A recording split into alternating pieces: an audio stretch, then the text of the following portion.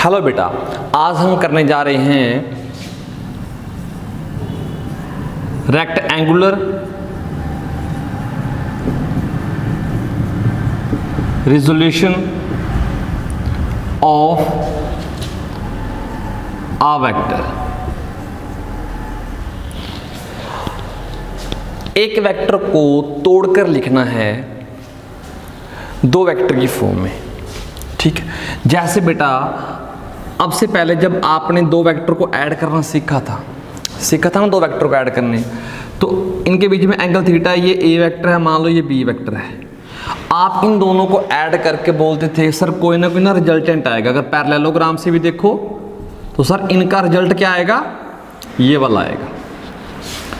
मतलब इन दोनों का असर जो है वो ये आया। ठीक है जी।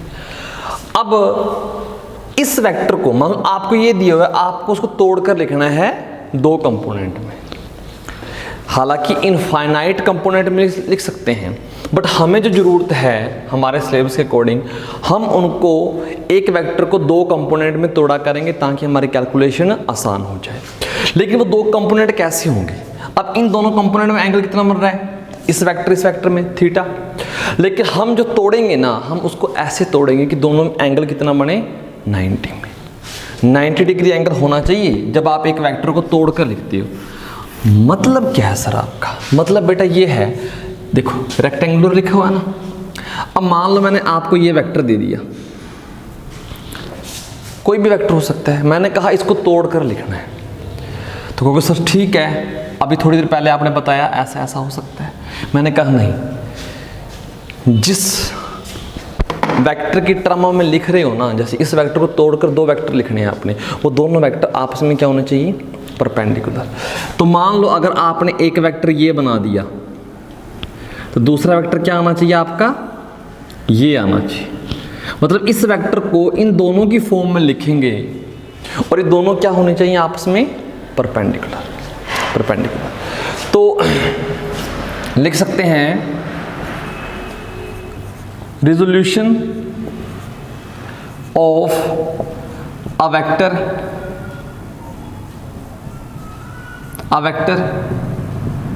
Into two mutually perpendicular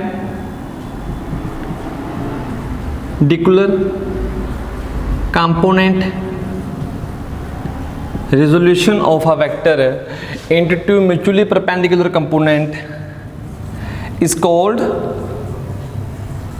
rectangular resolution of a vector. Is called rectangular resolution of vector. मतलब एक वेक्टर को तोड़ के लिखना दो वेक्टर की फॉर्म में। वेक्टर आगे लिख लो बेटा इन प्लेन, या फिर टू डायमेंशन लिख सकते हो। अभी हम दो डायमेंशन में तोड़ रहे हैं, तीन डायमेंशन में नहीं तोड़ेंगे। तो एक वेक्टर को तोड़कर लिखना दो वेक्टर की फॉर्म में, दोनों वेक्टर जो आएंगे वो आपस में परपेंडिकुलर होने चाहिए। तो ये कैसे भी हो सकते हैं, माइंड में फिट कर लो, जुड़ने की ऐसे ही दिखेंगे आपको। मैंने कहा इसको तोड़ना है और जिसकी टर्म में लिखने जा रहे हैं वो दोनों परपेंडिकुलर होने चाहिए। मान लो बेटा आपके ये जैसे आपको दिख रहा होगा ये वाला, तो ये परपेंडिकुलर है, ये वाला। इसको ऐसे भी लिख सकते हो, इसको ऐसे भी बना सकते हो। कहोगे सर कैसे, समझ नहीं आया। एक वेक्टर ये ले लिया, जो दूसरा लिखोगे वो इसके परपेंडिकुलर आना चाहिए ना। इसको ऐसे, एक मिनट क्या बन गया, 90 डिग्री की फीलिंग आनी चाहिए ना, 90 डिग्री की। ये लो, आ रही है फीलिंग 90 की। मतलब एक वेक्टर को तोड़कर लिखना है दो वेक्टर की फॉर्म में और दोनों कंपोनेंट 90 डिग्री में होने चाहिए। ऐसी शेप भी बन सकती है, ऐसी बन सकती है। हमें ये नहीं मतलब कि ये ऐसे ही रहे, हॉरिजॉन्टल ही रहे, ये नीचे भी जा सकता है जैसे ये गया, बट दूसरा इसके साथ क्या बनाना चाहिए, 90 डिग्री का एंगल। यहाँ पर ये एक आ गया तो दूसरा ये आया 90 पर, अब इसमें एक आ गया तो दूसरा ऐसे आएगा। अगर आप इसको यहाँ लेते तो दूसरा ऐसे आता। बात आई समझ में? अब आई होगी, ठीक है। अच्छा, अब जो वेक्टर मैंने माना हुआ है उसको मैं ए वेक्टर मान लेता हूँ, या एफ मान लो या ए मान लो। क्या मानना है? एफ मानना है, चलो एफ मान लेते हैं। ए मानना तो ए मान सकते थे। अब जो दो वेक्टर आपने निकाले हैं यही तो इम्पोर्टेंट है। क्यों सर? इसको तोड़कर इन दोनों की फॉर्म में लिखा ताकि कैलकुलेशन आसान हो जाए, तो इनका पता होना चाहिए। तो चलो करते हैं, ठीक है, करते हैं। आई थिंक डेफिनेशन आपने नोट कर ली होगी, तो मैं इसको मिटा रहा हूँ, ठीक है ना। इसको थोड़ा सा अच्छे से बना लेते हैं, ये भी याद रखना। तो अब देखो थोड़ा सा आसान हो जाए इसीलिए हम ये काम कर रहे हैं। इसको एक्स एक्सिस मान लेते हैं, इसको वाई एक्सिस मान लेते हैं, और ये वेक्टर मान लेते हैं ये वाला। इस वेक्टर का नाम रख दिया एफ, ठीक है। अब ध्यान से देखना बेटा, अगर ये एंगल थीटा बन रहा है इसके साथ, तो यहाँ से यहाँ से यहाँ से मैंने ये बना दिया, ठीक है। अब मेरा इसको मैंने तोड़कर लिखा तो एक कंपोनेंट मेरा ये आया और दूसरा कंपोनेंट मेरा क्या आया बेटा? मान लो ये आया। इस वेक्टर को तोड़ दिया, एक कंपोनेंट ये, एक कंपोनेंट ये। जो कंपोनेंट एक्स एक्सिस में जा रहा है मैंने उसका नाम रख दिया एफ एक्स। जो कंपोनेंट वाई एक्सिस में जा रहा है मैंने उसका नाम रख दिया एफ वाई। ये नामकरण चल रहे हैं, ठीक। अब ध्यान से देखो, यानी कि जितना ये है बेटा उतना ये है। मैंने पैरेललोग्राम बनाया हुआ है, अगर आपको पता होगा, जितना ये है उतना ही है। यानी कि ये वैल्यू कितनी है आपकी? एफ वाई, और ये तो एफ दी हुई है। अब मुझे बताना, इस फिगर में अगर मैं आपसे ये पूछूं कि कोस थीटा कितना आएगा? सर कोस थीटा सर पंडित बोलता था, पंडित बद्री प्रसाद हर हर बोले, तो बुलवा दिया करो बेटा। तो बी बाई एच, यानी कि बी क्या है? एफ एक्स बेस, और एच क्या है? एच ये है, एफ है। कोस थीटा ये आया, लेकिन एफ एक्स क्या आया? एफ एक्स क्या आया? हमें तो एफ एक्स निकालना था ना जनाब। तो ये आया आपका F cos theta, F x इतना आ गया। क्या सेम सेंस में मैं साइन थीटा निकाल सकता हूँ? साइन थीटा, साइन थीटा क्या आ जाएगा बेटा? साइन थीटा, क्योंकि सर साइन थीटा आता है परपेंडिकुलर। परपेंडिकुलर क्या है बेटा? इसके सामने वाला ये परपेंडिकुलर एफ वाई, और हाइपोटेन्यूज क्या है बेटा? Capital F. तो यहाँ से एफ वाई की वैल्यू बेटा क्या आ जाएगी आपकी? F sine theta. यानी कि ये एफ एक्स आया एफ कोस थीटा, और ये आपका आया F Y F sine theta. अब मुझे बताओ जी, एक वेक्टर को तोड़ा है ना दो वेक्टर की टर्म में, मतलब ये भी वेक्टर है और ये भी वेक्टर है। तो इसको वेक्टर फॉर्म में भी आप लिख सकते हो अगर लिखना चाहो तो। कैसे लिख सकते हो? एफ एक्स वेक्टर क्या आ जाएगा? एफ कोस थीटा, और डायरेक्शन क्या है बेटा? ये एक्स एक्सिस में जा रहा है, तो अलोंग एक्स एक्सिस, और ये एफ वाई क्या बन जाएगा?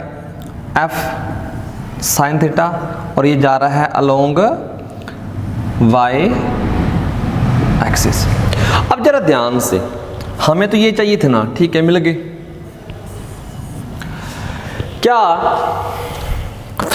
क्या इन दोनों को डिवाइड किया जा सकता है? तो मैं क्या करने जा रहा हूं, F Y equal to F sine theta लिख देता हूं, और इसको किससे डिवाइड कर देता हूं? इससे, यानी कि एफ एक्स, और इधर आ जाएगा एफ कोस थीटा। यानी कि इक्वेशन 1 है और इक्वेशन 2 है। इक्वेशन 2 को डिवाइड किया है मैंने बेटा किससे? इक्वेशन 1 से। तो इस f से f मर जाएगा, तो यानी कि F Y by F X equal to क्या आ जाएगा? tan थीटा आ जाएगा ना। देखो साइन बाय कोस tan होता है, तो यानी कि ये फॉर्मूला आपको याद रखना चाहिए, मजबूरी में काम आएगा, ठीक है, ज़रूरत में काम आएगा। अच्छा जी, एक चीज़ और भी मैं लिखवाने जा रहा हूँ आपको, वो क्या कि मैंने इसको तोड़कर लिखा इन दोनों की फॉर्म में। अगर आपको याद हो हम दो वेक्टर को ऐड कैसे करते थे। अगर मैं आपसे उल्टा क्वेश्चन पूछूं कि बेटा एक एफ एक्स वैक्टर है और एक एफ वाई वैक्टर है, दोनों को ऐड करके लिखना, दोनों को ऐड करना। सर वेक्टर हैं, वेक्टर को कैसे ऐड करेंगे? तो मैंने कहा वेक्टर को ऐड करने के लिए वेक्टर के रूल लगाओ। कौन से रूल होते हैं? तो वेक्टर को ऐड करने के लिए जो भी रिजल्ट आएगा, हमें नहीं पता कितना आएगा, तो उसको हमने r मानते थे, और ये आता था अगर दो वेक्टर हैं a² प्लस b², क्योंकि थीटा 90 है दोनों के बीच में, तो ये फॉर्मूला बन जाता था। यस और नो? यही बनता है। दो वेक्टर को जब ऐड करते हो तो जब थीटा 90 डिग्री होता है तो यही फॉर्मूला बनता है बेटा, यही फॉर्मूला बनता है। तो फिर क्या करें? अब देखो इन दोनों वेक्टर, जब मुझे एक बात बताना, अगर मैं कह रहा हूँ बेटा 10 को जो लिखो तोड़कर, आप 7+3 मान लो लिख दिया आप, तो इनको जोड़ने पर यही आएगा ना। कैसी बात हो रही है ना? तो इसको तोड़कर लिखा इन दोनों की फॉर्म में, इन दोनों को जोड़ने पर f ही आएगा, मतलब रिजल्टेंट क्या आएगा? f आएगा। किन दोनों को जोड़ रहे हो? fx² plus fy²। तो यानी कि ये फॉर्मूला याद रखना, जो वेक्टर है उसको तोड़कर लिखा है, तो एक fx है और एक fy है, तो इन तीनों में ये रिलेशन होती है। ये असली वेक्टर है और इस वेक्टर के दो कंपोनेंट है जिसकी टर्म में आप तोड़कर लिख रहे हो। तो एक फॉर्मूला यहाँ से ये मिलता है और एक फॉर्मूला यहाँ से आपको ये मिलता है। तो यहाँ से तो ये फॉर्मूले बेटा बहुत ही आपके इंपॉर्टेंट बन जाते हैं। ठीक है, अब ये नोट करो, कर ली, चलो मिटा देते हैं।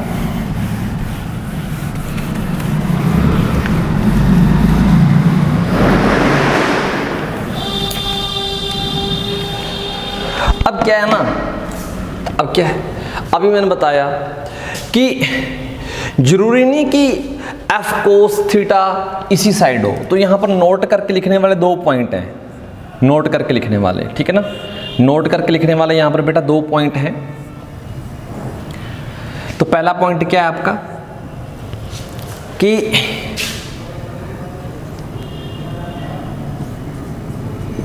cos थीटा उस साइड आएगा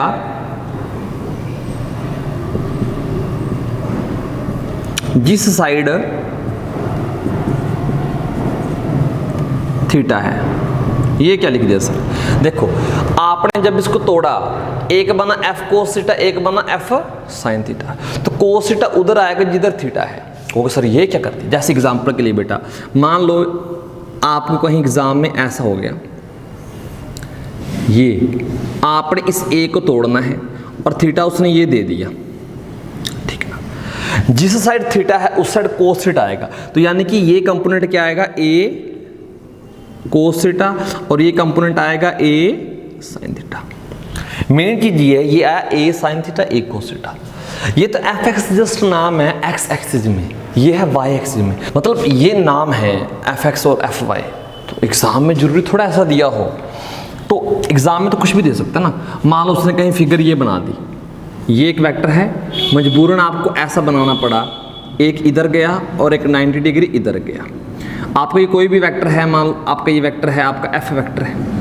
अब इस साइड अगर थीटा है तो ये बन जाएगा f cos थीटा और f ये बन जाएगा f sin थीटा। मतलब जिस साइड थीटा है उस साइड क्या आ जाएगा? cos थीटा, और दूसरी साइड आ जाएगा आपका sin थीटा। एक बात तो ये इंपॉर्टेंट है, जिस वेक्टर की फॉर्म में तोड़ रहे हो वो आपके 90 डिग्री पर होने चाहिए। तो इसको मिटा देते हैं। दूसरा पॉइंट क्या आएगा आपका? सेकंड, ठीक है। सेकंड अभी मैंने डिस्कस किया कि इसको हम ऐसे भी तोड़ सकते हैं। मान लो ये एक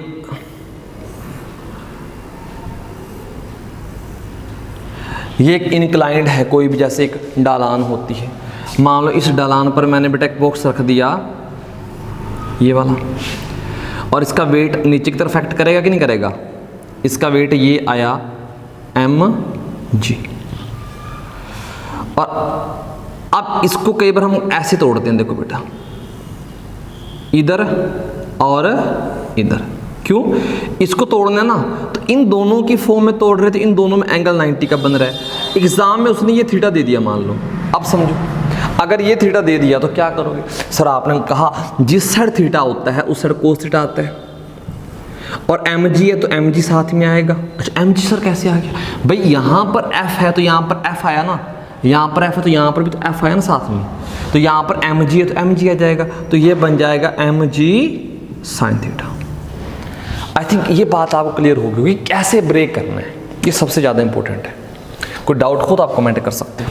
चलो एक न्यूमेरिकल करते हैं। क्या कह रहा है, one of the rectangular component of velocity of 100 km/h is 50 km/h, find other component. देख रेक्टेंगुलर कंपोनेंट है बेटा, कोई वेलोसिटी आपको उसने दे दी, one of the rectangular component of velocity of 100 km/h, 100 km/h की वेलोसिटी है और इसका एक रेक्टेंगुलर कंपोनेंट 50 दिया हुआ है। कैसे तोड़ते हो बेटा, अगर आपने एक ये बनाया है तो दूसरा क्या बनाओगे, ये एक कंपोनेंट कितना दे दिया बेटा 50 km/h। आप ये भी मान सकते हो, ये भी मान सकते हो, उसने ऐसा कुछ नहीं कहा हुआ। दूसरा कंपोनेंट निकालना है तो आपने ये कंपोनेंट निकालना है। अब देखो कन्वीनियंट के लिए इसको क्या मान लो, वेलोसिटी को v मान लो, इसको Vx मान लो और इसको Vy मान लो। Vx तो पता है आपको, Vy नहीं पता, V आपको पता है। रट्टा नहीं मारना होता, कंसेप्ट को समझना होता है। तो समझना, हमने फॉर्मूला क्या था, F = √f(x) का स्क्वायर प्लस f(y) का स्क्वायर। अभी आपका वहाँ पर f था तो ये f(x) ये f(y) आया, हमारा यहाँ पर v आ गया, तो हमारे केस में क्या बनेगा, v = √vx² प्लस vy²। अच्छा अब वैल्यू डाल दो, v की वैल्यू क्या है बेटा 100 और vx की वैल्यू 50 का स्क्वायर, और ये बन जाएगी आपकी प्लस vy का स्क्वायर। दोनों साइड क्या कर दो, स्क्वेयरिंग कर दो, क्योंकि अंडर रूट कट जाएगा, अदरवाइज मुश्किल हो जाएगा। दोनों साइड स्क्वेयरिंग करोगे तो ये बन जाएगा, इधर से अंडर रूट से स्क्वेयर कैंसिल हो जाएगा, तो 50 का स्क्वायर प्लस vy का स्क्वायर, तो ये बन जाएगा 10,000 और ये बन जाएगा 2500 प्लस vy का स्क्वायर। इस साइड इसको इस साइड ले आओ बेटा, इसको इस साइड ले आओ।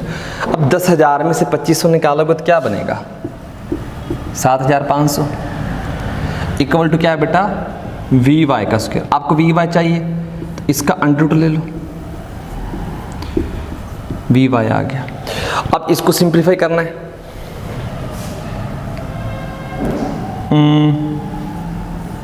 ये आ जाएगा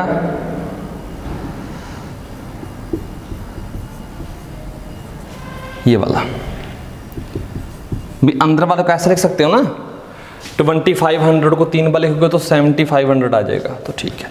अब अंडर रूट इसका तो बेटा सेम का सेम आ जाएगा, और 2500 का अंडर रूट क्या आएगा बेटा 50 आ जाएगा, ठीक है ना। तो यानी कि ये आपका vy आया, कितना आया 50√3, तो यूनिट क्या थी km/h, तो वो साथ में लिख देना।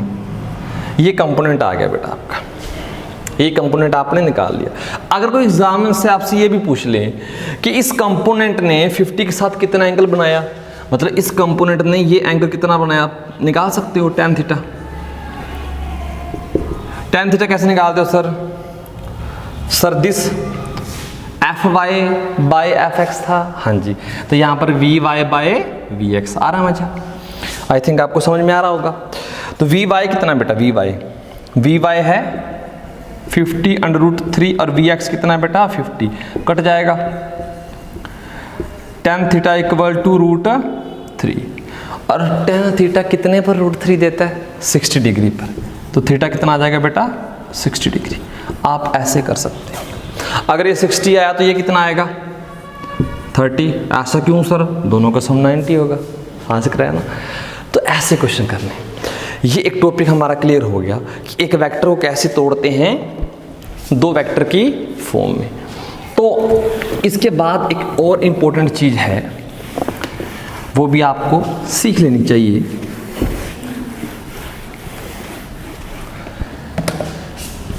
वो क्या है,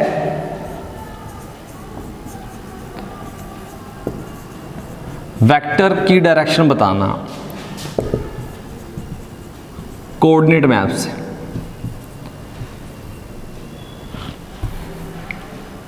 या कोऑर्डिनेट सिस्टम या कोऑर्डिनेट मैप, जो भी लिख लो बेटा।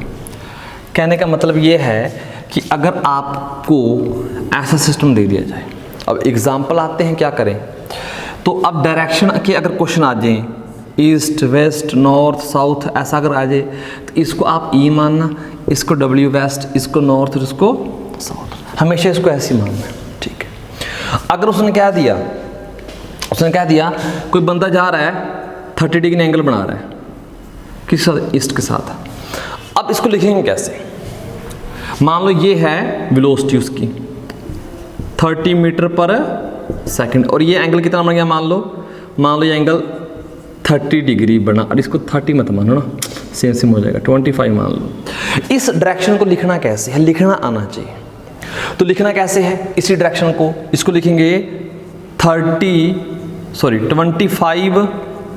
मीटर पर सेकंड, पहले मैग्नीट्यूड लिख दिया। अब डायरेक्शन कैसे लिखोगे इस वेक्टर को, ये वेलोसिटी थी ना। अब देखो ध्यान से, 30 डिग्री तो है ही है, 30 डिग्री ईस्ट के साथ बन रहा है, बट किस डायरेक्शन में, 30 डिग्री, बच्चा क्या कहेगा सर 30 डिग्री इधर भी तो है ना, हमें क्या पता आप कौन सा कहना चाह रहे हो। तो लिखेंगे 30 डिग्री नॉर्थ ऑफ ईस्ट। तो नॉर्थ ऑफ ईस्ट है, मतलब इस नॉर्थ वाली साइड 30 डिग्री है, ये वाला नहीं आएगा, ये वाला बिल्कुल भी नहीं आएगा। अच्छा जी, अगर मैं कोई फोर्स लिखूं यहां पर, मान लो मैंने ये फोर्स लिख दी, ये फोर्स लिख दी, और ये फोर्स कितनी है बेटा, मान लो ये आपका एंगल बन गया 60 डिग्री का, ये फोर्स है आपकी 7 न्यूटन। इस फोर्स को वेक्टर फॉर्म में लिखना है, इस फोर्स कैसे लिख सकते हो, इस फोर्स को लिख सकते हो आप 7 न्यूटन तो है ही है, एंगल बताना है आपने। तो अब एंगल 60 डिग्री बना इसके साथ, तो लिखेंगे 60 डिग्री। अब साउथ के साथ बना, किस साइड बना, वेस्ट वाली साइड, तो लिखेंगे वेस्ट ऑफ साउथ, ऐसा लिखेंगे, क्योंकि 60 डिग्री साउथ के साथ इधर भी तो बन सकता था ना, तो हमने लिखा वेस्ट ऑफ साउथ, फिर वेस्ट वाली साइड जाओ, ठीक है जी, ओके। अगर मैं कुछ और ले लूं, और क्या लेना है,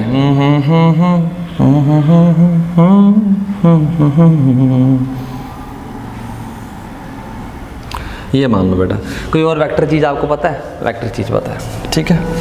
एक्सेलरेशन होता है, मान लो एक्सेलरेशन, तो मान लो 3 मीटर पर सेकंड स्क्वायर, ये एक्सेलरेशन आ गया। अब ये एंगल कितना मान लो बेटा 45, इसको लिखना है। तो एक्सेलरेशन को कैसे लिखोगे, 3 मीटर पर सेकंड स्क्वायर, और बेटा अब देखो, अब 45 डिग्री बन गया, तो इस 45 डिग्री को यहां तो ऐसे लिखो, तो 45 डिग्री, ठीक है ना, ईस्ट ऑफ साउथ। लेकिन हम सीधा लिख देते हैं हमेशा इसको साउथ ईस्ट, ठीक है ना, या ईस्ट साउथ, मतलब इन दोनों के बीच में आ रहा है, तो आप सिंपल लिख दोगे यस। अगर यही 45 डिग्री बेटा यहां बन रहा होता है इसमें, अब 45 देखो, अगर ये 45 है तो ये भी तो 45 ही रहेगा ना, क्योंकि टोटल 90 होता है। अब चाहे इधर से लिखो चाहे इधर से लिखो, तो अब इसको मान लो ये क्या है आपकी, ये भी वेलोसिटी है 2 मीटर पर सेकंड। इस वेलोसिटी को क्या लिखोगे, इसको लिखोगे आप 2 मीटर पर सेकंड। अब 45 है ना, तो वेस्ट नॉर्थ लिख दो, वेस्ट नॉर्थ ऐसे WN डाल दिया। लेकिन अगर कुछ और एंगल बन रहा है, कोई और एंगल बन रहा है, तो आपको ये लैंग्वेज यूज़ करनी ही पड़ेगी। अगर 45 बन रहा है फिर आप ऐसे लिख सकते हो, चाहे कहीं पर भी आ जाए, चाहे कहीं पर भी आ जाए। ये न्यूमेरिकल में वो बताता है, न्यूमेरिकल में बताता है, ठीक है ना। जब न्यूमेरिकल करेंगे फिर मैं आपको इसकी याद दिलवाऊंगा कि ये ऐसा कुछ था। तो उम्मीद करते हैं ये वीडियो आपको समझ में आई होगी। समझ में आई तो बेटा नोट्स बना लेना, दोबारा वीडियो देखोगे तो टाइम ज़्यादा वेस्ट होगा, तो आपका फ़ायदा है, ठीक है। Take care.